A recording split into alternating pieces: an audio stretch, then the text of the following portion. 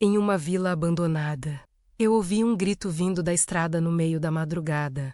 Quando cheguei lá, encontrei uma jovem grávida lutando para dar à luz, completamente sozinha.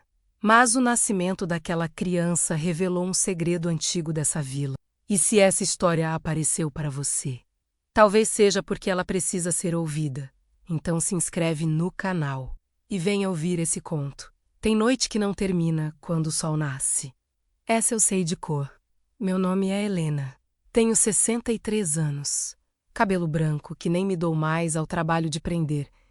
A chuva começou antes da meia-noite, uma chuva miúda primeiro, do tipo que a gente ouve mais do que sente, aquele chiado mole nos telhados de zinco. Depois foi crescendo. Quando abriu mesmo, batia forte nas janelas e corria em fios pelas calhas entupidas de folha seca.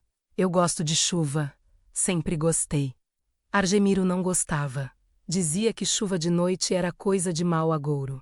Eu ria dele. Ficávamos discutindo isso desde novos. E nunca chegamos a um acordo. Estava quase dormindo quando ouvi. No começo achei que era o vento torcendo naquele poente velho que fica do lado de fora.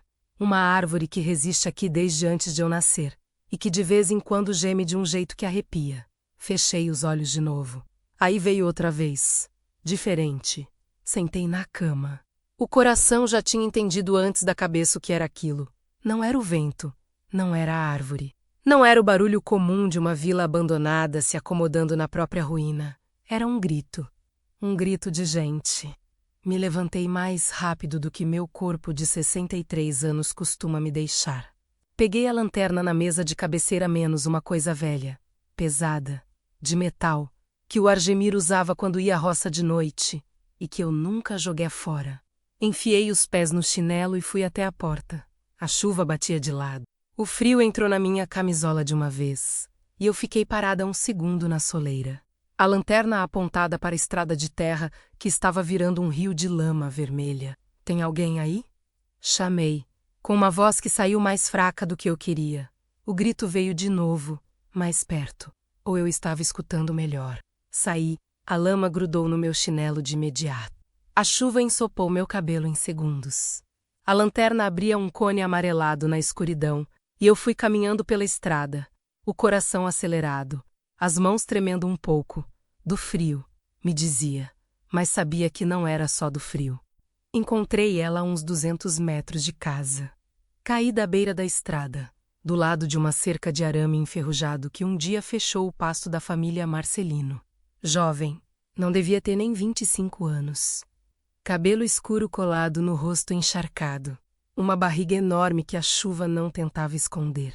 E uma expressão de dor tão crua, tão honesta, que me parei no meio da estrada sem conseguir falar nada por um momento.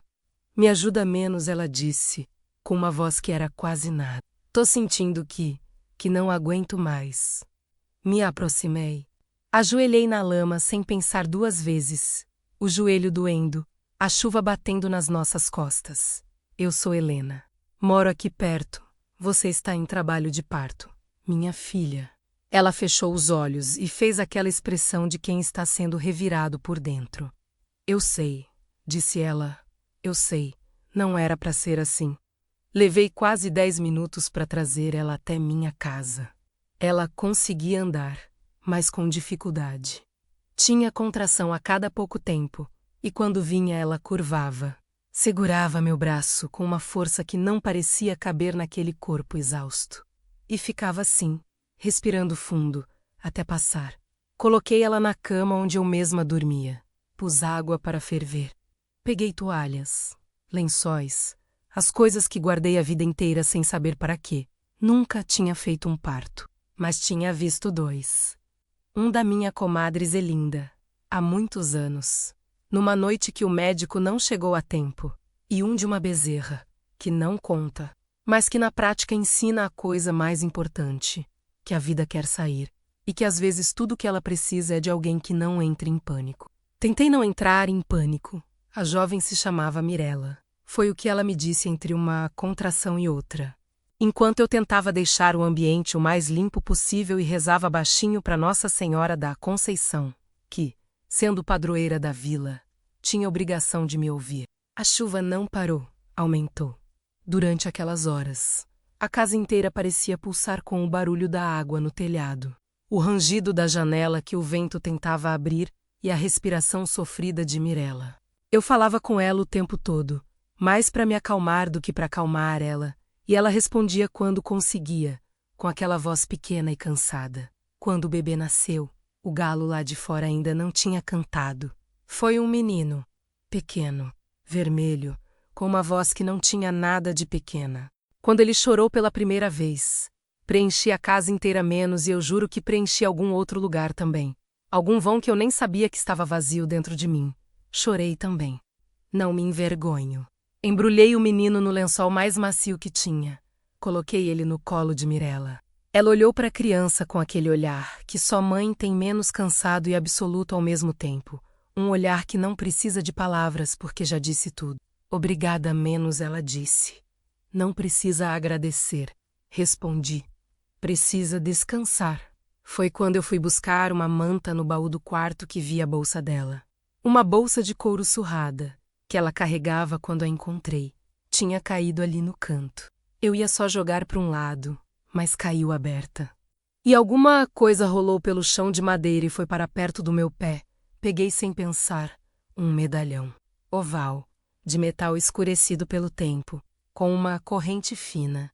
Tinha um desenho na frente. Uma roda d'água, pequena e detalhada. O tipo de trabalho que artesão antigo fazia à mão. E no verso, gravado com letra miúda, quase apagada pelo uso, ame-se, para que você nunca esqueça o caminho de volta. Minhas mãos pararam. O quarto ficou menor. A.M. S.C. Argemiro Mendes Souza. Esse medalhão eu conhecia. Conhecia o peso dele, o cheiro de metal velho, o jeito que a corrente prendia num nó quando a gente não prestava atenção. Eu tinha dado esse medalhão pro Argemiro no nosso 10º aniversário de casamento. Mandar fazer por um artesão de Goiás que o pai dele conhecia. Custou o que eu não tinha, mas ele usou todo dia até morrer. Quando ele foi enterrado, o medalhão foi junto. Eu mesma coloquei no pescoço dele, dentro do caixão. Fiquei parada no meio do quarto, segurando aquilo nas mãos trêmulas, sem conseguir respirar direito. Levei um tempo até conseguir voltar para onde Mirella estava deitada. Ela tinha os olhos semicerrados, o menino quietinho no peito, mas me olhou quando me aproximei. Mostrei o medalhão para ela. Onde você conseguiu isso? Ela piscou devagar. Estava exausta, mas a expressão dela mudou. Ficou mais séria, mais cautelosa. Era do pai do Mateus. Ela disse. O nome do bebê, que ela já escolheu, percebi. Ele deu para mim antes de eu vir embora. Onde esse homem está? Ela ficou quieta por um momento. A chuva continuava lá fora. Ele está doente, disse ela, por fim, muito doente. Falou que não ia ver o filho nascer. Mas falou que eu tinha que vir até aqui, que aqui tinha alguém da família dele. Ela pausou. Ele falou muito nessa vila, a vida toda, parece. Falava que tinha uma mulher aqui, que ficou quando todo mundo foi embora. Que ela precisava saber. Precisava saber o quê? Mirella me olhou com aqueles olhos cansados e fundos. Que ele existia. O sol começou a nascer lá fora menos devagar, como se estivesse com vergonha de aparecer depois de uma noite dessas. Entrou pela fresta da janela e iluminou o rosto do menino adormecido. Aquela criança que não tinha nem horas de vida e já chegou carregando um peso enorme. Fiquei olhando para o medalhão na palma da minha mão. Argemiro tinha um segredo. E mandou o segredo me encontrar. Havia um nome na certidão de nascimento que Mirella carregava dobrada na bolsa menos, um nome que eu nunca tinha ouvido. Mas havia também um sobrenome que eu conhecia bem demais. E quando eu li aquilo, soube que a noite mais longa da minha vida ainda não tinha terminado. Tem segredo que a gente carrega sem saber que está carregando. Fica ali, quieto, no fundo de tudo, debaixo dos anos, debaixo das rotinas. Debaixo das conversas de toda a noite antes de dormir. A gente passa por cima sem perceber, como passa por cima de uma raiz enterrada no meio do caminho. Só tropeça quando menos espera. Eu tropecei naquela manhã. Fiquei sentada na cadeira de palha do canto do quarto menos a cadeira onde o Argemiro se sentava para tirar as botas toda noite. durante 38 anos, segurando aquela certidão dobrada com uma delicadeza que minha mão não estava conseguindo manter direito. O papel estava úmido nas bordas, amolecido pela chuva que tinha encharcado a bolsa de Mirella. As letras, impressas em azul desbotado, eu precisei aproximar dos olhos porque minha vista já não é mais o que era. Nome: Mateus Souza Braga. Mãe: Mirella Aparecida Braga. Pai: Cláudio Henrique Souza. Cláudio Henrique Souza. Li 3 vezes, 4. Como se as palavras pudessem mudar se eu insistisse. Não mudaram. Souza era o sobrenome do Argemiro. O sobrenome da família dele, que veio do avô, que veio de Minas, que plantou raiz aqui nessa terra vermelha e nunca mais saiu. Não era um sobrenome raro no Brasil. Eu sabia disso menos, mas havia uma coisa que ia além do sobrenome. Uma coisa que eu não conseguia ignorar por mais que quisesse. O medalhão. O medalhão que eu coloquei com minhas próprias mãos no pescoço do Argemiro dentro do caixão. Levantei devagar. As juntas dos joelhos protestaram. Fui até a janela e fiquei olhando para a estrada de terra que a chuva tinha transformado numa veia vermelha atravessando a vila. O sol estava subindo com preguiça. Daquele jeito alaranjado e lento de manhã depois de chuva forte. E a luz pegava nas poças e nas folhas molhadas e fazia tudo brilhar de um jeito que em outras circunstâncias eu teria achado bonito. Naquela manhã não consegui achar bonito nada. Mirella dormiu boa parte da manhã, que era o que precisava. O menino, Mateus, eu já tinha começado a chamar assim na cabeça, menos dormiu junto com ela. Embrulhado no lençol branco, com aquela respiração de Riquem nascido que é a coisa mais frágil e mais firme que existe ao mesmo tempo. Fui verificar 2 vezes se estava bem. Estava. Fiz café. Comi um pedaço de broa, que tinha sobrado de 2 dias antes. Sentei na mesa da cozinha e tentei organizar o que estava acontecendo dentro de mim, que era uma confusão que não tinha gaveta certa. O Argemiro tinha um filho. Essa era a frase que ficava voltando, independente de quantas outras coisas eu tentasse pensar. Direta, simples, impossível, e ainda assim ali, feito um espinho enfiado embaixo da pele. Tentei lembrar de alguma coisa. Qualquer coisa. Uma viagem sem explicação. Uma ausência estranha, um período em que ele estava diferente, menos, mais calado, mais distante, com um segredo nos olhos. Fui vasculhando os anos como quem vira a gaveta velha de cabeça para baixo, procurando algo que não sabia bem o que era. E fui achando, não uma coisa grande. Não uma traição escandalosa, do tipo que a gente vê e nega ao mesmo tempo, coisas pequenas. O ano em que ele passou 3 meses trabalhando numa fazenda em Goiás e voltou mais magro e mais quieto do que foi. Uma vez que atendi o telefone da Venda Menos, a gente usava o telefone do seu Afonso, como todo mundo na Vila Menos, e a ligação cortou antes de eu conseguir falar com quem estava do outro lado. A expressão que ele fez quando eu contei, que na época eu não soube ler e agora estava lendo com uma clareza que doía. 38 anos de casamento. 38 anos que eu achava que conhecia aquele homem melhor do que mesmo. Bati a xícara na mesa mais forte do que pretendia. Quando Mirella acordou, perto do meio-dia, eu já tinha me acalmado o suficiente para ser humana. Levei um caldo de legumes que fiz com o que tinha menos abóbora, cenoura, um pedaço de carne seca que estava na despensa. Ela sentou devagar na cama, o bebê ainda no colo, e aceitou o caldo com uma gratidão que não precisou de palavras. Fiquei esperando ela comer um pouco antes de perguntar. Esse Cláudio Menos comecei, escolhendo as palavras com cuidado, como quem escolhe onde pisar num chão que pode ceder. Você me contou que ele está doente. Que tipo de doença? Ela olhou para mim por cima da tigela. Coração, disse ela. Faz 2 anos que luta com isso. Os médicos falaram que é questão de tempo. Pausou. Ele não queria que eu viesse. Tinha medo de como ia ser. Mas na hora que soube que o bebê ia nascer, ele mudou de ideia. Disse que eu precisava vir, que tinha uma dívida aqui. Uma dívida. Foi a palavra que ele usou, engoli em seco. Quantos anos ele tem? 42. Fiz a conta rápido, sem querer fazer. O Argemiro tinha ido trabalhar em Goiás com uns 30 e poucos anos. O tempo batia. Não provava nada menos, mas batia. Ele te falou alguma coisa sobre essa vila?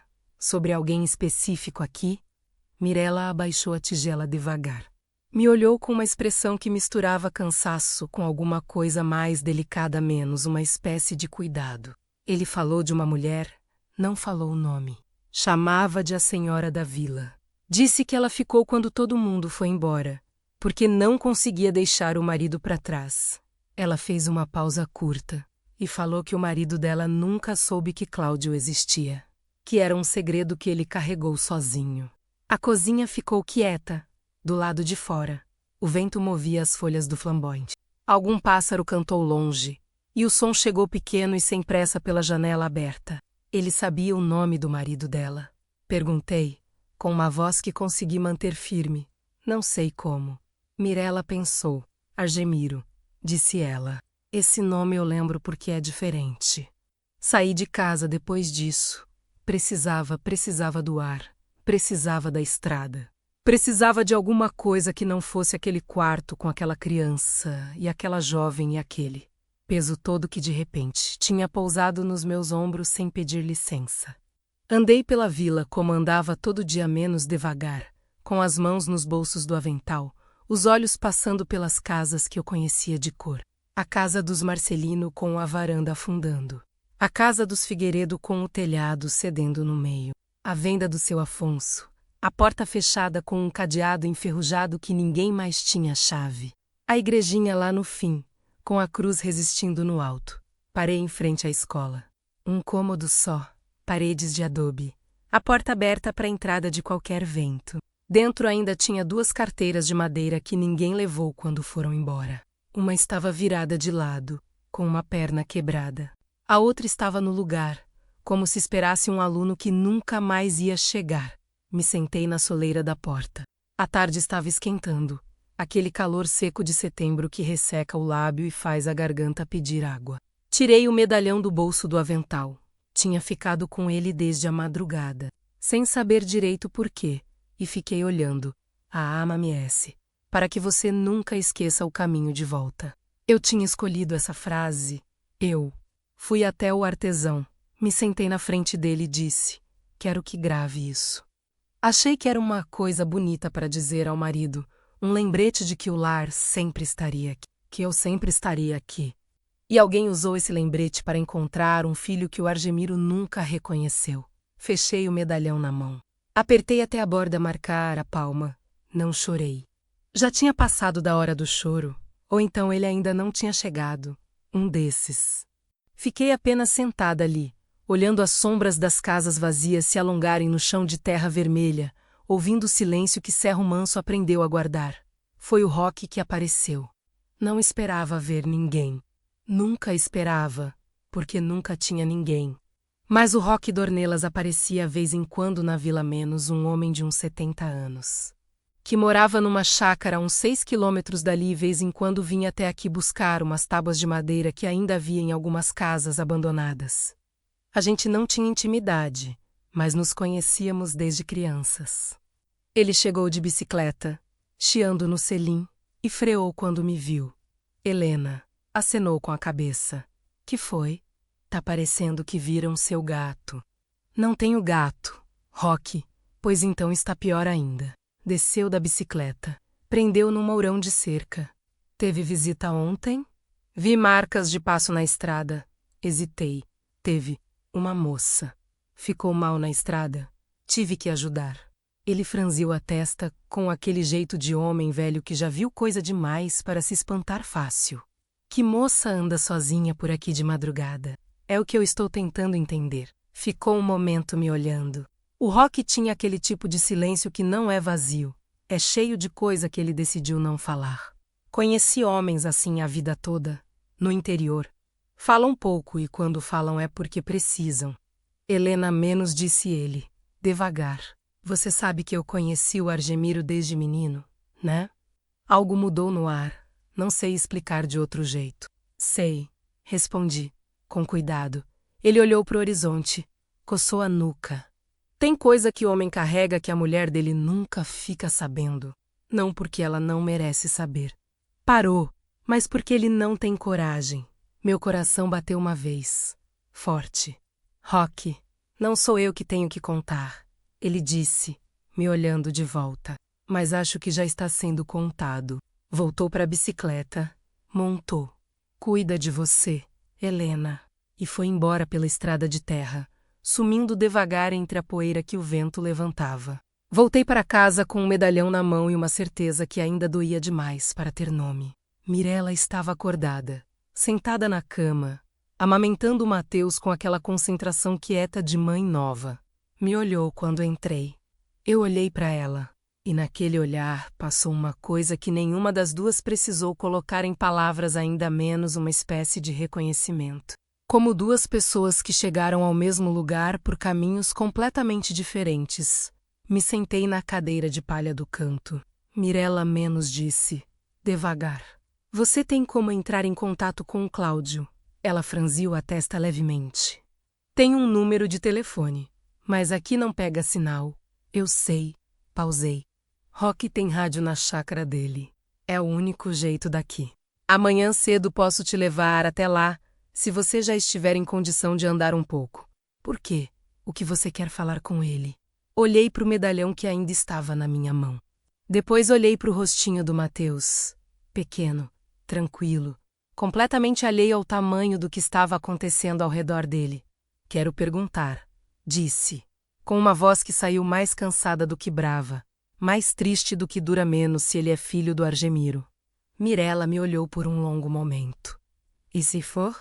Então, respondi, devagar. Esse menino no seu colo tem um sobrenome que precisa conhecer. E eu preciso decidir o que faço com essa verdade antes que ela me consuma. A lamparina na mesa tremeu com o vento que entrou pela fresta da janela. As chamas pequenas se curvaram para um lado, quase apagaram, e voltaram. Mateus continuou dormindo, indiferente ao mundo.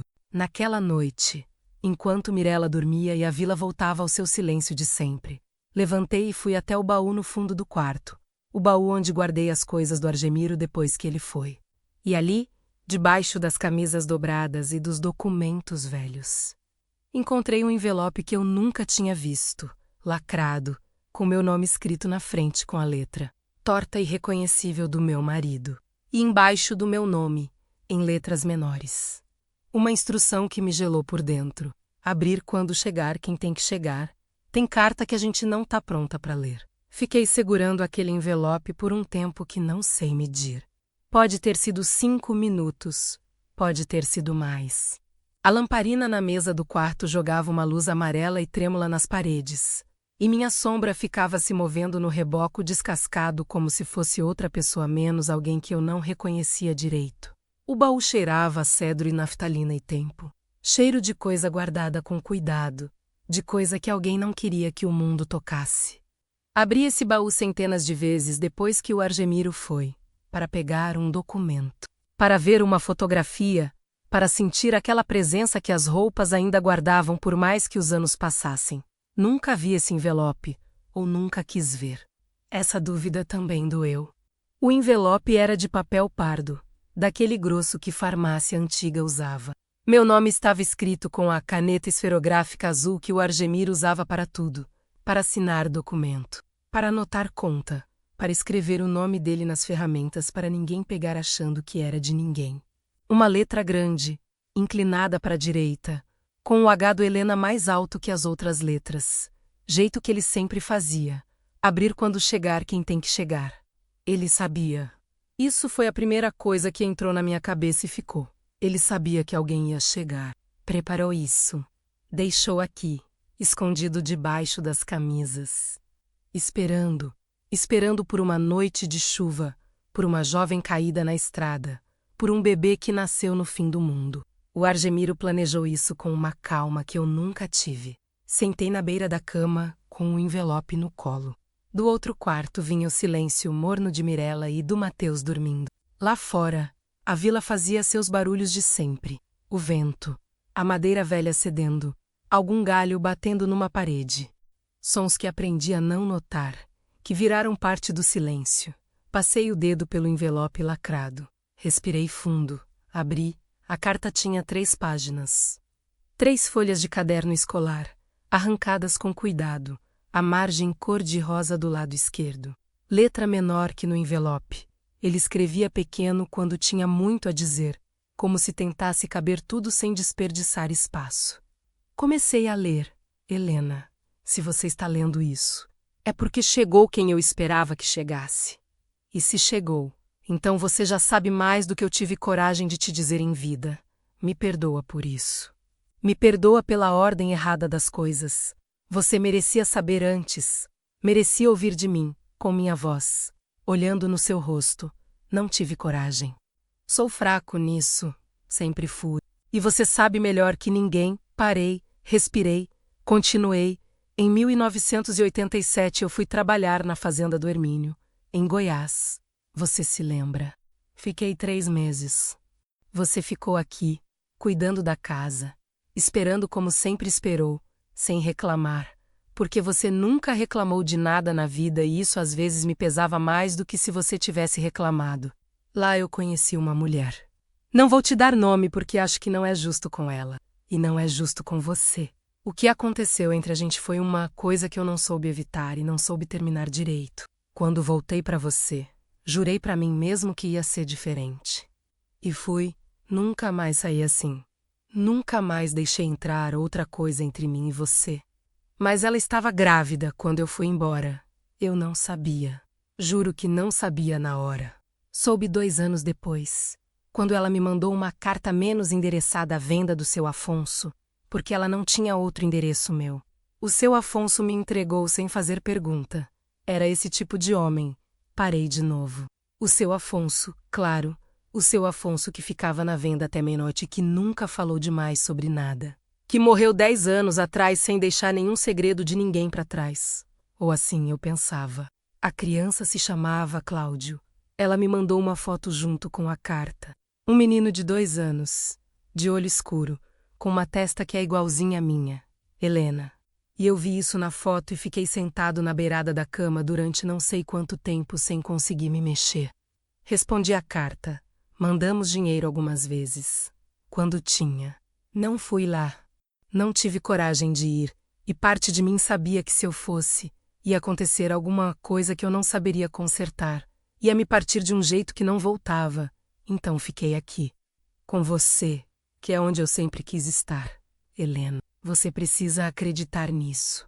Com o tempo as cartas foram espaçando. Ela casou de novo. O menino cresceu. A gente foi perdendo o fio. Mas eu nunca esqueci. Perto do fim.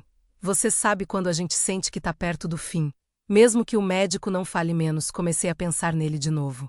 Naquele menino que virou homem sem me conhecer. Pensei muito. E resolvi deixar o medalhão com alguém de confiança. Com um recado, que se um dia o Cláudio, ou alguém que ele mandasse, chegasse até Cerro Manso, que esse alguém fosse te encontrar, que você precisava saber, que você merecia saber. Não consegui te dizer em vida. Mas não conseguia ir embora sem deixar um caminho. Me perdoa, Helena. Me perdoa por tudo que você vai sentir quando ler isso. Me perdoa por não ter sido mais corajoso. Me perdoa por ter te amado do jeito imperfeito que soube amar. Mas me deixa te dizer uma coisa, que é a única coisa que tenho certeza absoluta nessa vida.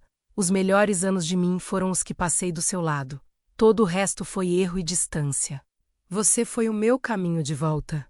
Sempre. Seu Argemiro, dobrei a carta. Coloquei no colo. Coloquei as mãos em cima. E aí sim, chorei. Chorei do jeito que a gente chora quando não tem mais ninguém para ver. Sem vaidade. Sem contenção. Com o corpo todo participando. Chorei com raiva e com saudade ao mesmo tempo. Que é a combinação mais cruel que existe. Porque uma não deixa a outra se resolver. Chorei pelo Argemiro que eu amei, que era mais complicado do que eu sabia. Chorei pela mulher de Goiás, cujo nome eu nunca ia saber. Chorei pelo Cláudio que cresceu sem pai. Chorei pelo Mateus que acabou de chegar ao mundo num lugar esquecido, carregando tudo isso sem saber. Chorei por mim, que fiquei, que sempre fiquei. Que fiz disso uma virtude sem saber se era virtude ou só medo de ir embora. A lamparina foi baixando à medida que o óleo acabava. E o quarto foi ficando mais escuro, e eu fui chorando mais quieto. Até que o choro virou apenas um peso sentado no peito, daquele tipo que não passa rápido, mas que a gente aprende a respirar em volta. Fora, A madrugada estava quieta, nem vento naquela hora, como se a vila também tivesse parado para me deixar terminar. De manhã, fiz o que precisava ser feito. Aqueci o leite. Fiz o angu que Mirella comeu com vontade. Troquei o Mateus com a ajuda dela menos que ainda estava fraca, mas já estava mais ela, com cor no rosto e aquele instinto de mãe que não pergunta, só faz. Depois sentei com ela à mesa da cozinha. Contei tudo. A carta, o que o Roque tinha dito, o medalhão, o ano de Goiás. Falei com calma, com uma voz que surpreendeu até a mim, porque por dentro eu ainda estava um pouco em cacos, mas por fora consegui ser inteira. Às vezes a gente consegue isso. Mirella me ouviu sem interromper. Segurou o Mateus no colo durante tudo, e às vezes olhava para o filho com uma expressão que eu não sabia ler completamente. Era proteção. Era tristeza. Era alguma coisa no meio. Quando terminei, ela ficou quieta um momento. Ele me contou que tinha uma história a menos, disse por fim. O Cláudio. Falou que ia ser difícil, que tinha coisa da família que era complicada, mas não me contou tudo. Pausa. Acho que ele também não tinha coragem. É hereditário, disse eu a ela, me olhou. E aí aconteceu uma coisa que eu não esperava. Ela deu uma risada pequena, curta, meio triste, mas uma risada. E eu ri também, só um pouco. Às vezes o riso é a única resposta que cabe numa situação que grande demais para qualquer outra reação. Helena menos ela disse, quando o riso passou. O que você quer fazer com tudo isso? Era a pergunta que eu estava me fazendo desde a madrugada anterior. O que eu queria fazer? Não o que era certo, não o que era esperado, não o que qualquer outro diria que eu devia fazer. O que eu queria. Olhei pela janela da cozinha. A estrada de terra ainda tinha as marcas da chuva, as poças vermelhas que o sol ia secar ao longo do dia. As casas vazias de sempre, a igrejinha lá no fundo com a cruz. Quero ver o Cláudio, disse. A decisão saiu com uma clareza que me surpreendeu, como se tivesse esperando só pela pergunta certa para aparecer. Antes que seja tarde, você falou que ele não tem muito tempo. Mirella me olhou com aqueles olhos fundos. Ele pode não querer te ver. Pode, concordei com a cabeça. Mas eu preciso olhar no rosto desse homem. Preciso ver se tem o Argemiro nele. Pausei. E preciso dizer para ele que o pai não esqueceu. Que errou, que foi covarde, mas não esqueceu. Mirella ficou quieta. Depois, devagar, assentiu. Fomos até a chácara do Roque naquela tarde. Eu carregando o medalhão no bolso e a carta dobrada dentro do avental. Mirella andando devagar ainda dolorida, com o Mateus embrulhado numa manta no peito, do jeito que eu ensinei a aprender para deixar as mãos livres. Os três atravessamos a estrada de terra, passamos pelas casas vazias, pelo quintal do seu Afonso tomado de mato. O Roque nos recebeu sem espanto, como se esperasse. Me emprestou o rádio sem fazer pergunta. Ficou do lado de fora fumando o cigarro de palha enquanto eu tentava a ligação. E Mirella ficava do lado de dentro com o bebê, me olhando com uma expressão que eu não sabia classificar ainda. Chamei 3 vezes antes de alguém atender. Uma voz de homem, rouca, cansada menos a voz de alguém que luta com o próprio corpo há tempo demais. Alô, fechei os olhos por um segundo. Cláudio, disse, meu nome é Helena. Eu fui casada com o Argemiro Mendes Souza durante 38 anos. Parei, respirei, e acho que você é filho dele. O silêncio do outro lado durou tanto que por um momento achei que a ligação tinha caído. Depois veio a voz dele de novo, diferente agora, mais baixa, com alguma coisa dentro que eu reconheci, porque era a mesma coisa que eu tinha sentido segurando aquele envelope na madrugada anterior. Eu sei quem a senhora é, ele disse. Ele me contou sobre a senhora. Uma pausa. Como a Mirella está? Tá bem. O bebê nasceu essa noite. Um menino. Tá bem também. Outro silêncio. Obrigado. Ele disse. E nessa palavra havia um tamanho que não cabia nela. Olhei pela janela da chácara do Roque. Lá fora. Cerro Manso ficava quieto debaixo do sol da tarde. Com suas casas vazias e suas ruas de terra e seu silêncio que guardava tanta coisa.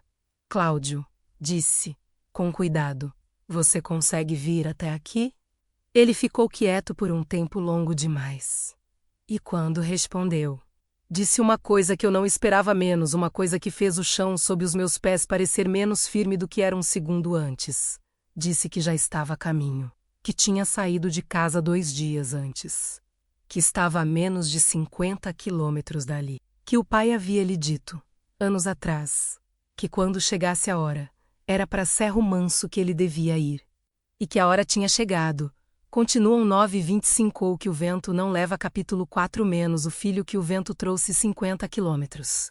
Fiquei com esse número na cabeça o resto da tarde toda, enquanto voltava para casa com Mirella e o Mateus, enquanto aquecia a sopa, enquanto dobrava a roupa que tinha lavado 2 dias antes e que estava esquecida na cadeira desde então. 50 quilômetros. 1 hora de carro numa estrada boa. 2, 3.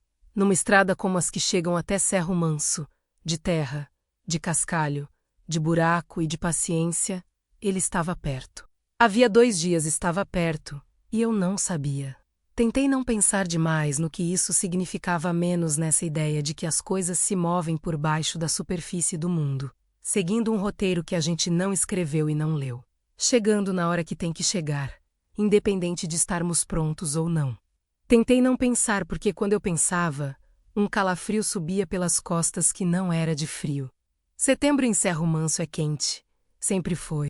Mirella percebeu que eu estava quieta. Depois do jantar, enquanto Mateus dormia no meio da cama cercado de travesseiros de todos os lados. Ela me encontrou sentada na varanda, olhando a estrada que já estava tomada pela escuridão. Sentou na outra cadeira menos a cadeira do Argemiro, que eu nunca tirei do lugar, sem pedir licença, mas também sem invasão. Apenas sentou, ficamos um tempo assim.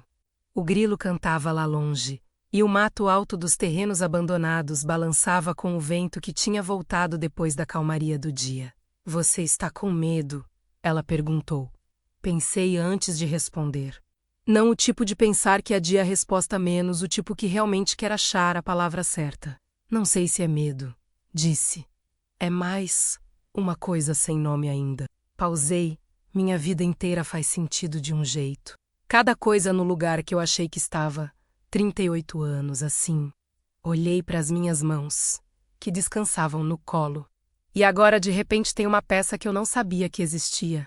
E ela muda o desenho inteiro. Não apaga o que foi, mas muda o que eu achei que era. Mirella ficou olhando para frente. O Cláudio sofreu muito, disse ela, devagar, como quem entrega uma coisa com cuidado. Cresceu sem pai. A mãe casou com um homem que não foi ruim, mas que também não foi pai de verdade. Ele sempre soube que tinha um pai biológico em algum lugar. A mãe contou quando ele era adolescente. Pausa. Demorou anos para ele conseguir. Não sei, parar de ter raiva. Parar de querer uma explicação que nunca ia vir. E parou. Ela pensou. Quase, disse.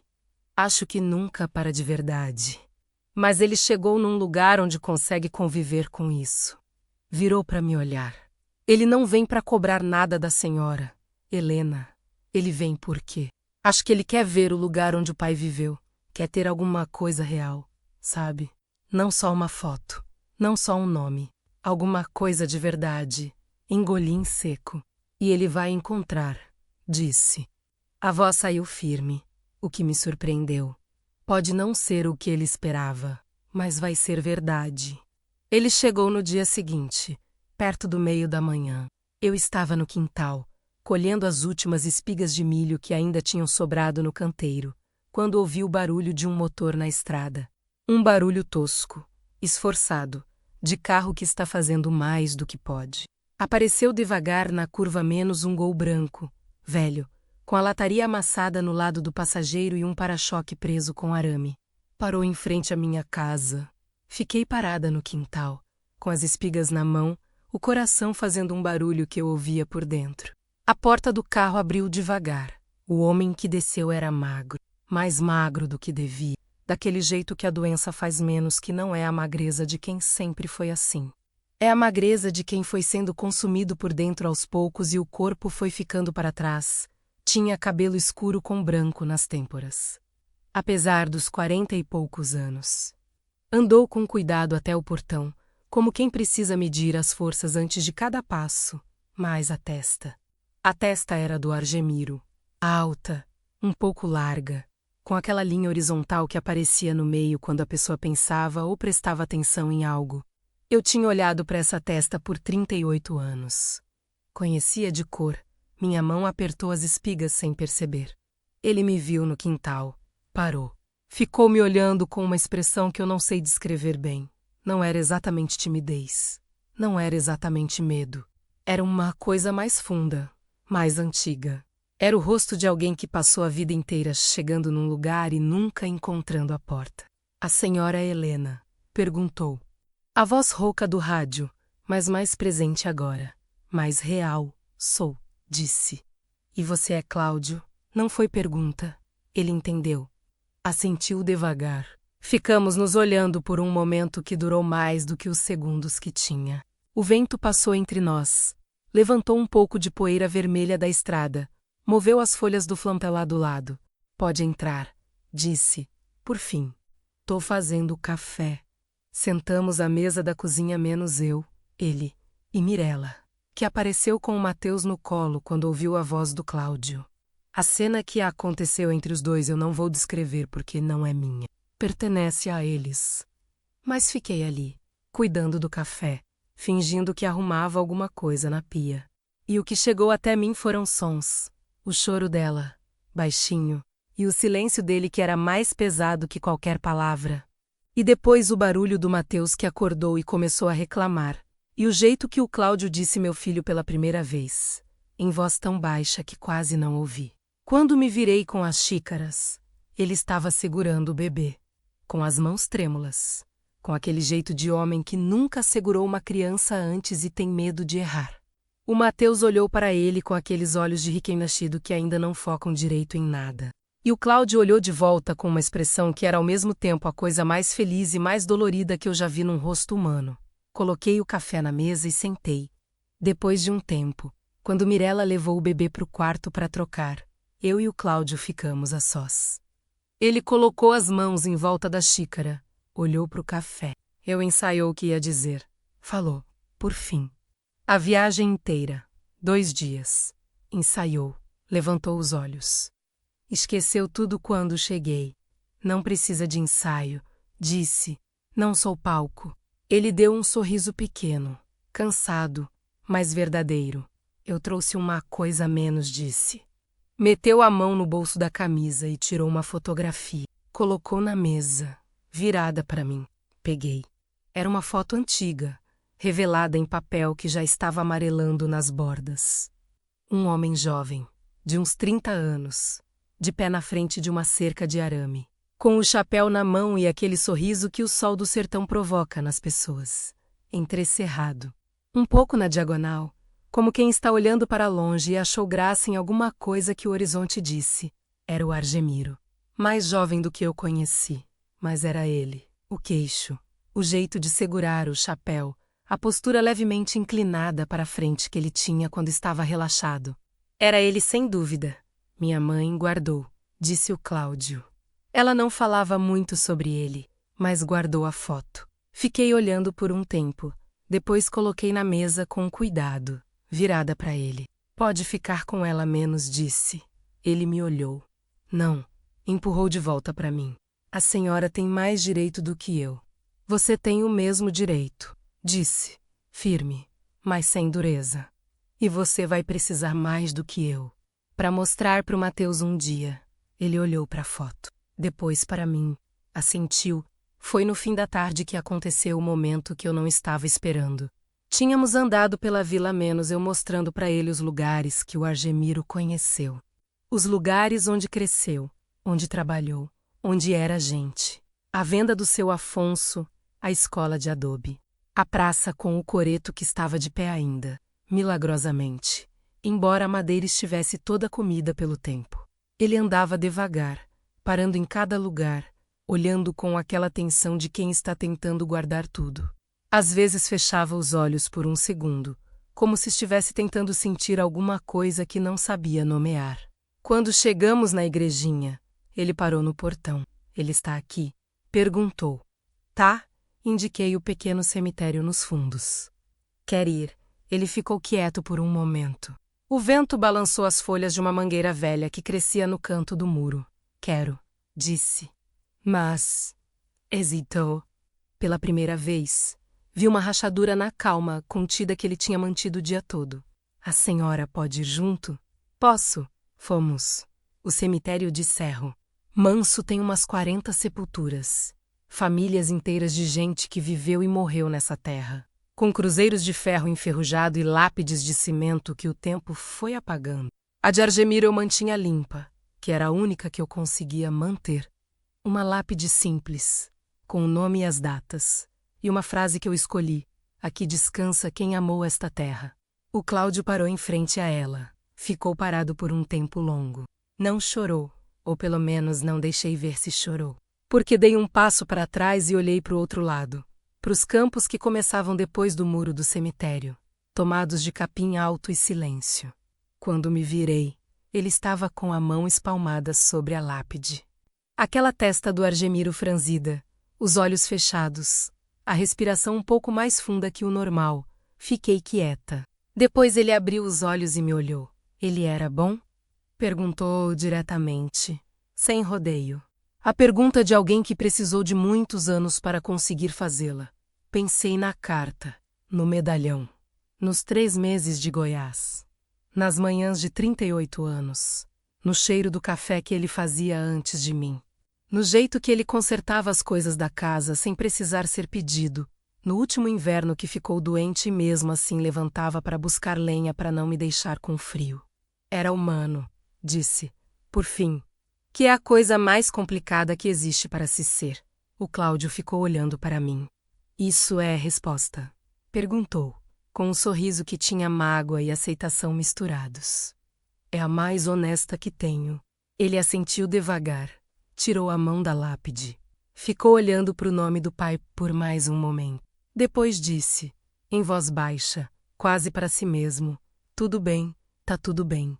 E eu não soube dizer se estava falando para o Argemiro, para si mesmo, ou para alguma coisa entre os dois que não tem nome certo. Naquela noite, os 4 jantamos juntos.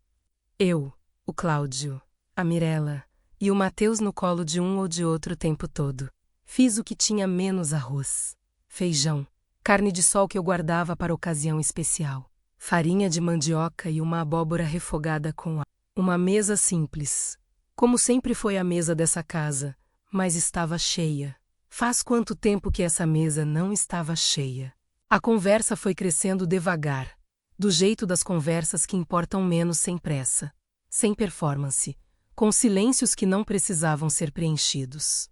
O Cláudio contou da vida dele, da cidade onde morava no Mato Grosso, do trabalho numa oficina mecânica que tinha até pouco tempo atrás, antes da doença piorar. A Mirella contou como se conheceram, numa festa de São João 2 anos antes. E ele tinha chegado atrasado e ela tinha chegado atrasado também e os dois ficaram do lado de fora conversando, enquanto a festa acontecia sem eles. Eu escutei mais do que falei. Observei aquele homem na minha mesa menos a testa do Argemiro, os gestos que às vezes eram estranhos e às vezes eram dolorosamente familiares. A voz que tinha uma cadência que eu precisaria de mais tempo para aprender. Mais tempo. A palavra pousou pesada. Ele não tinha muito tempo. Isso estava ali, não dito, presente em cada momento um pouco longo demais que ele ficava parado. Em cada vez que a respiração esforçava numa frase mais comprida. Depois do jantar, quando Mirella foi deitar o Mateus, o Cláudio ficou comigo na mesa. Quanto tempo você pretende ficar? Perguntei. Ele olhou para a xícara de café. Quanto tempo a senhora me deixar? Olhei para ele, para aquela testa. Para aqueles olhos escuros que guardavam 42 anos de uma história que eu tinha chegado no meio. Essa casa tem 2 quartos. Disse. Um é meu, o outro estava vazio faz 8 anos. Ele me olhou. Helena menos disse, com uma voz que estava carregando uma porção de coisas que não cabiam nela. A senhora não precisa fazer isso. Não menos concordei, mas o Argemiro deixou uma dívida. Pausei, e eu sempre paguei as dívidas dele. O vento entrou pela janela da cozinha, a lamparina tremeu. O Cláudio ficou me olhando por um longo momento. E eu vi, pela primeira vez desde que ele chegou, que os olhos dele estavam molhados. Não disse mais nada. Às vezes a coisa mais gentil que a gente pode fazer é não completar a frase. Naquela madrugada, quando a casa estava quieta e eu finalmente me deitei, peguei o medalhão da mesa de cabeceira e segurei no escuro por um tempo, pensando no Argemiro, que errou e amou e foi embora sem resolver tudo menos como a maioria das pessoas. Pensando no Cláudio, que dormia no quarto ao lado depois de 42 anos esperando por um lugar que fosse um pouco seu. Pensando no Mateus, que não sabia ainda o tamanho da história que tinha nascido com ele. E pensando numa coisa que o Rock tinha dito, que ficou como espinho, que tem coisa que homem carrega que a mulher dele nunca fica sabendo. Mas também menos pensei naquela madrugada, segurando o medalhão no escuro. Tem coisa que o lugar guarda que a gente só descobre quando para de fugir e fica. Cerro Manso tinha guardado esse segredo por mais de 40 anos. E me entregou quando estava na hora. Só que havia uma coisa que eu ainda não entendia. Uma coisa que o Cláudio disse no cemitério, quase de passagem, que eu deixei ir embora na hora, mas que voltou para mim na hora de dormir. Ele disse que o pai havia lhe dado o medalhão pessoalmente, mas o Argemiro foi enterrado com o medalhão. Eu mesma coloquei no pescoço dele dentro do caixão. Eu mesma fechei a tampa. Então, como o Cláudio tinha o medalhão nas mãos? Não dormi. Fiquei deitada de olho aberto no escuro, com o medalhão fechado na mão, ouvindo a casa respirar ao redor de mim. O quarto do Cláudio estava quieto. O quarto onde Mirella dormia com o Mateus estava quieto. Lá fora, Cerro Manso estava quieto do jeito que só fica de madrugada, menos um silêncio tão fundo que a gente começa a ouvir coisas dentro dele. Sons que talvez sejam reais e talvez sejam só a mente tentando preencher o vazio. Ouvi o vento. Ouvi a madeira velha do telhado se acomodando. Ouvi meu próprio coração, que estava batendo um pouco mais rápido que o normal. Ele disse que o pai havia lhe dado o medalhão pessoalmente. Fui remontando a conversa no cemitério, palavra por palavra, com o cuidado de quem reconstrói uma coisa quebrada para entender onde partiu. O Cláudio tinha dito isso de passagem, sem peso, como quem menciona um detalhe pequeno sem saber que é grande. E eu tinha deixado passar porque havia muita coisa acontecendo ao mesmo tempo, muita emoção ocupando o espaço onde a lógica devia estar. Mas agora era madrugada, a emoção tinha baixado, e a lógica estava me dizendo uma coisa clara e impossível. O Argemiro morreu em março de 2015. Eu mesma fechei o caixão. Eu mesma vi a terra cobrir. 8 anos de visitas àquela lápide de cimento. 8 anos de flores e de silêncio e de conversa com alguém que não respondia mais. O Cláudio tinha 42 anos. Estava doente faz 2. O que significava que ele ainda estava bem, ainda trabalhava na oficina, quando o Argemiro morreu. Então havia 2 possibilidades. A primeira, o Cláudio tinha se confundido. Quis dizer que a mãe lhe dera o medalhão, ou que recebera por carta, ou por algum intermediário, e na emoção do momento, na fadiga da viagem e da doença, as palavras saíram erradas. A segunda, havia alguma coisa que eu não sabia. Alguma coisa sobre o medalhão, sobre como ele saiu do caixão, sobre quem o tirou, e quando, e por quê. Às 4 da manhã, decidi que não conseguia esperar até o dia para perguntar. Levantei devagar, enfiei os chinelos, peguei a lamparina. Fui até a porta do quarto do Cláudio e bati de leve. 3 batidas pequenas. Do tipo que acorda quem está dormindo leve e não incomoda quem está dormindo fundo. Ele estava dormindo leve. Pode entrar, disse, com uma voz que já estava acordada. O que me fez pensar que talvez ele também não tivesse dormido. Entrei. Ele estava sentado na cama, encostado na cabeceira, com a mesma roupa do dia anterior. A janela do quarto estava aberta e a brisa entrava carregando o cheiro de terra e de mato molhado que setembro deixa quando esfria de madrugada. Puxei a cadeira que estava na frente da penteadeira velha e sentei. Coloquei o medalhão na mesa entre nós. Ele olhou para ele, depois para mim. Eu precisava perguntar uma coisa menos, disse. Eu sei, respondeu, como se tivesse esperando. Você disse no cemitério que seu pai te deu o medalhão pessoalmente. Ele ficou quieto. Disse, O Argemiro foi enterrado com esse medalhão, Cláudio. Eu coloquei com minhas próprias mãos. O silêncio que veio depois foi diferente dos outros silêncios do dia. Mais denso, mais cheio de coisa. Ele olhou para o medalhão por um tempo longo. Depois olhou para mim com uma expressão que misturava cansaço com alguma coisa que parecia, estranhamente, alívio, menos como se ele tivesse carregando esse momento a tempo e estivesse pronto para pousar. Ele não estava morto quando você enterrou, disse ele. O quarto ficou menor. O quê? O Argemiro. Ele falou devagar, com um cuidado de quem sabe o peso de cada palavra. Ele não morreu em 2015. Helena, ele foi embora. Levei um tempo para conseguir falar. Fiquei olhando para ele, para aquela testa que eu conhecia, para aqueles olhos escuros que agora eu entendia de onde vinha.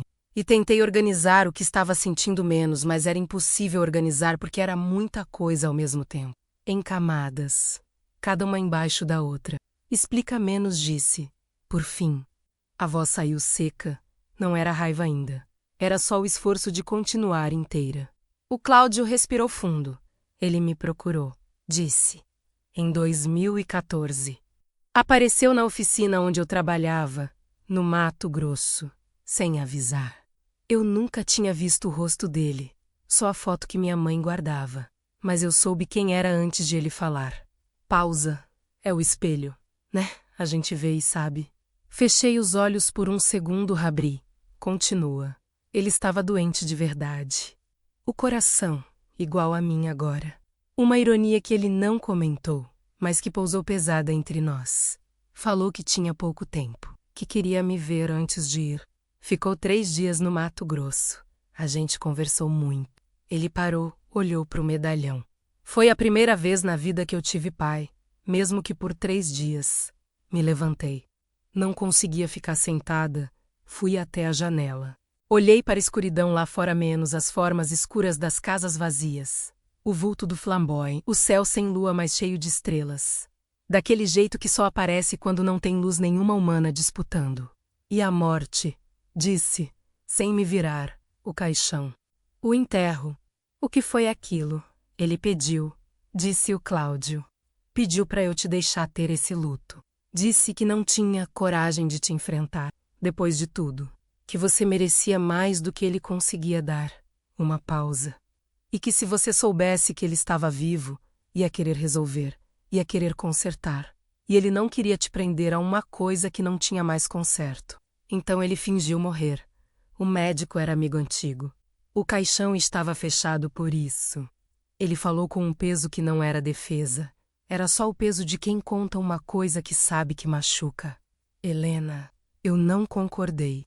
Tentei convencer ele diferente. Mas ele já tinha decidido e você conheceu ele melhor que eu. Quando ele decidia uma coisa. Não tinha quem mudasse menos, completei, sem querer. O vento entrou pela janela. Fechei os olhos. O Argemiro tinha feito a coisa mais covarde, mais estranha da vida. Tinha morrido de mentira para me poupar de uma verdade que ele não sabia como contar. Tinha escolhido desaparecer como fantasma em vez de desaparecer como homem. E de algum lugar no mundo, durante 8 anos, tinha vivido sabendo que eu estava aqui, cuidando de uma lápide com o nome dele.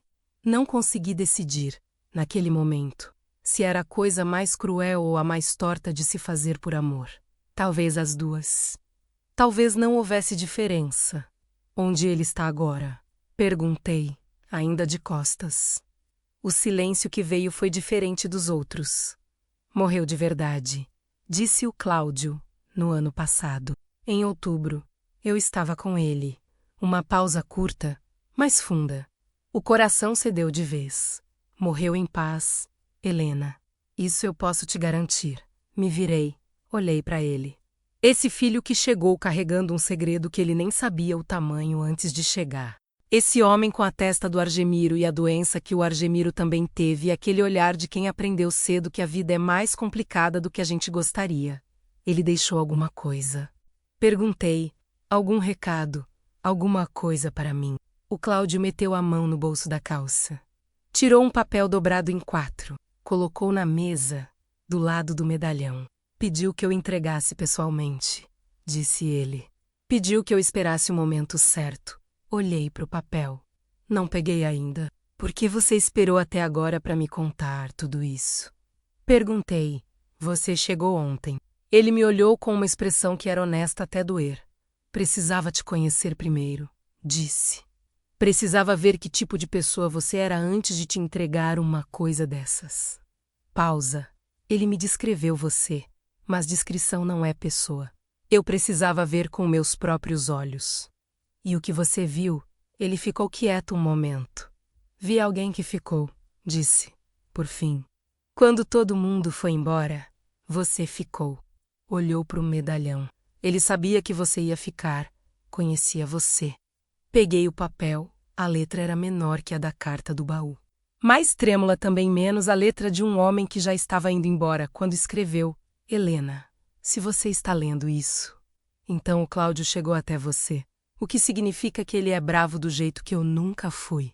Me perdoa por tudo de uma vez, que é muito para pedir, mas é o que tenho. Sei que você vai querer me odiar. Tem direito. Fiz as coisas do jeito errado a vida toda. E a última coisa que fiz também foi do jeito errado. Mas fiz pensando em você, e isso não justifica. Mas é o que é. Você sempre foi o lugar onde eu me senti em paz. E eu estraguei tanta coisa que não me parecia justo ficar pedindo mais paz de você. Então fui. Mas antes de ir de vez menos de ir mesmo. De vez menos quero te dizer que o Cláudio é um homem bom. Melhor do que eu soube ser. E o filho dele vai ser melhor ainda. Porque vai ter você por perto, e você sempre soube fazer as pessoas melhores só de estar no mesmo lugar. Cuida deles, Helena. E deixa que eles cuidem de você um pouco também. Que você sempre cuidou de tudo sozinha e já passou da hora de deixar entrar. Com amor que não soube mostrar direito, mas era real. Argemiro, dobrei o papel. Coloquei na mesa com cuidado, do lado do medalhão. Fiquei olhando para a janela, onde o céu estava começando a clarear na borda do horizonte menos aquele roxo escuro que vira azul que vira laranja. A sequência mais antiga do mundo acontecendo do jeito que acontece todo dia, indiferente a tudo que a gente passa por baixo dela. O Cláudio estava quieto, esperando que me virei para ele. Você precisava me dizer isso tudo de uma vez. Disse, não era raiva, era uma pergunta real. Não, ele balançou a cabeça. Mas você não me pareceu o tipo de pessoa que prefere ir devagar com a verdade. Olhei para ele por um longo momento. Você tem mesmo a testa do seu pai, disse. Ele deu aquele sorriso pequeno e cansado que eu já estava começando a reconhecer. É o que a Mirella fala. Levantei. Peguei a lamparina. Tenta dormir um pouco, disse. Amanhã tem muito ainda. Helena, ele me chamou antes de eu sair. A senhora vai ficar bem? Fiquei parada na porta por um momento. Pensei no Argemiro menos no real, no complicado, no covarde e no amoroso que eram a mesma pessoa. Pensei nos 38 anos que foram reais mesmo assim, mesmo com tudo. Pensei no Cláudio dormindo nesse quarto que estava vazio faz 8 anos. Pensei na Mirella e no Mateus no quarto ao lado. Esse bebê que veio de longe trazendo um nome, um medalhão e um segredo e uma vida inteira nova. Pensei em Cerro Manso, que ficou de pé quando todo mundo foi embora. Que guardou tudo isso quieto, na terra vermelha e nas casas vazias e no silêncio entre as paredes. Que esperou. Vou, disse. Sempre fico. O sol nasceu como nasce todo dia em Cerro Manso.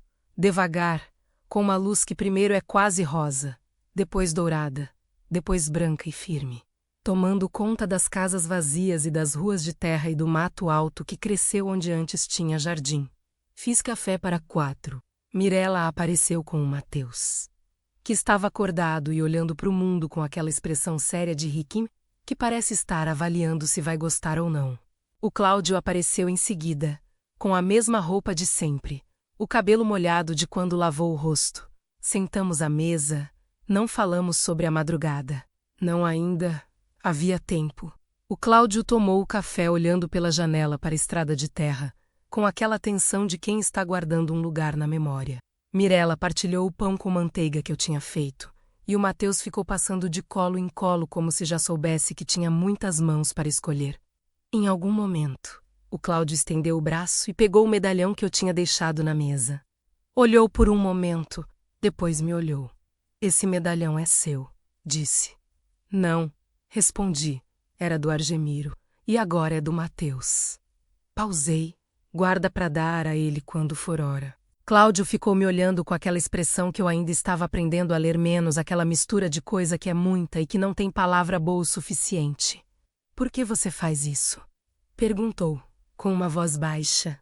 Por que você faz tudo isso? Por pessoas que você mal conhecia até 2 dias atrás? Olhei para o medalhão na mão dele, para a janela, para a estrada de terra que a luz da manhã estava pintando de vermelho e dourado. Porque esse lugar me ensinou que fica quem tem razão para ficar, disse.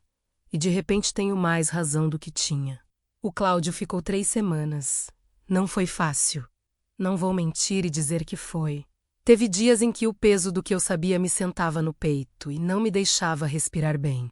Teve noites em que peguei a carta do baú e a carta do bolso dele e fiquei lendo as duas, uma depois da outra, tentando montar um homem inteiro a partir de pedaços que nunca iam ser suficientes.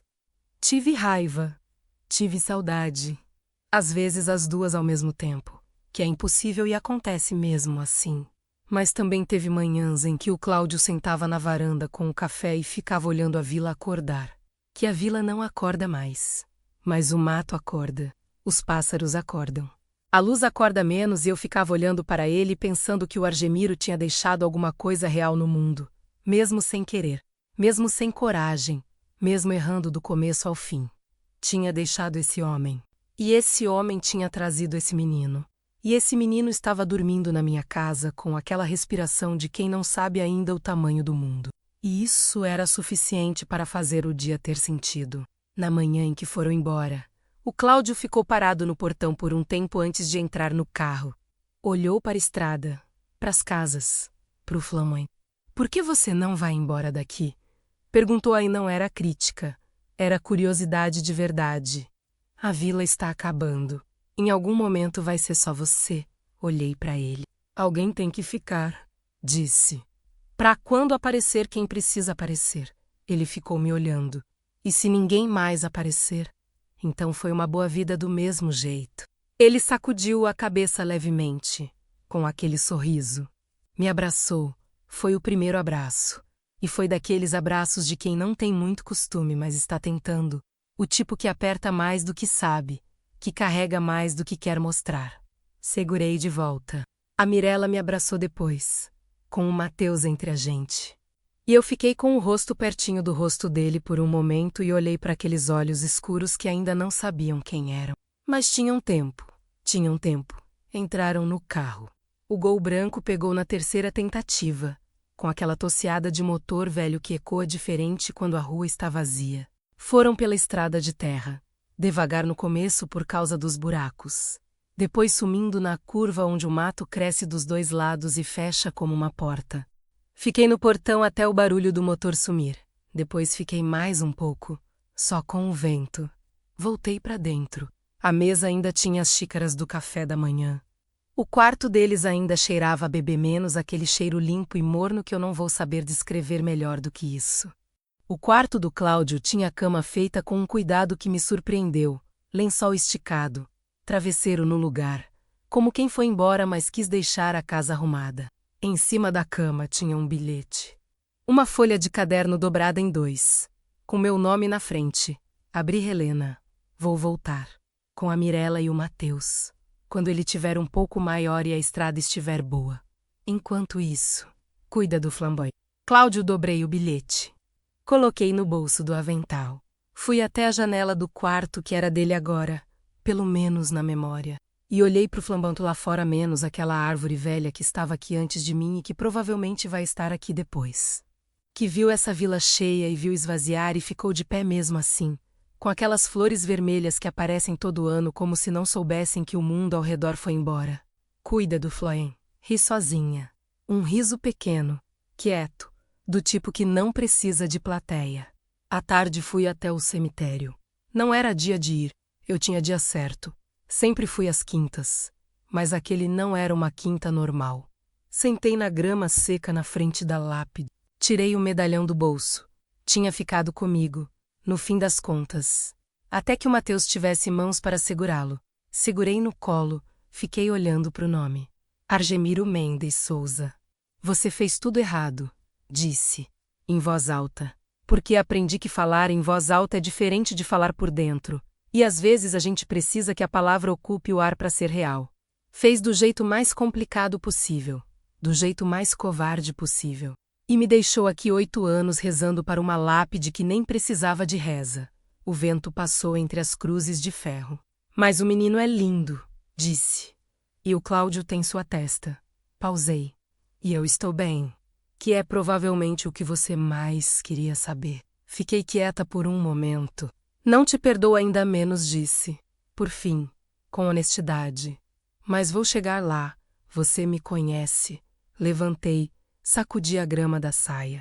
Coloquei o medalhão no bolso e comecei a andar de volta. Cerro Manso estava quieta como sempre. As casas vazias com as janelas abertas para o vento. A venda do seu Afonso fechada. A escola com as 2 carteiras de madeira esperando alunos que não vinham. A igrejinha com a cruz resistindo no alto. Mas havia uma coisa diferente naquela tarde. Eu era diferente. Não sei explicar exatamente o que mudou. Não foi nada que se vê de fora. Nada que qualquer pessoa olhando ia notar. Mas por dentro havia um rearranjo. O tipo silencioso que acontece quando a gente para de lutar contra o peso de uma coisa e aprende a carregar junto. Cheguei em casa. Sentei na varanda. O sol estava descendo do lado do campo de capim alto, daquele jeito laranja e lento que parece que está se despedindo de alguma coisa. Mas vai voltar amanhã do mesmo jeito, que é, se a gente pensar bem, a definição exata de esperança. Fiquei olhando até o céu fechar no roxo. Depois entrei, acendi a lamparina e comecei a fazer o jantar para uma pessoa só, mas pela primeira vez em muito tempo. O silêncio da casa não parecia ausência. Parecia espaço. Espaço para que as coisas pudessem voltar. Há lugares no Brasil que o mapa esqueceu. Vilas sem nome em estradas sem placa, onde o tempo anda mais devagar e o vento guarda a memória. Lugares onde uma mulher pode ficar de pé quando todo mundo foi embora. E onde a vida pode aparecer no meio de uma madrugada de chuva. Caída à beira de uma estrada de terra, pedindo ajuda. Cerro Manso ainda existe. E enquanto existir, eu fico fim.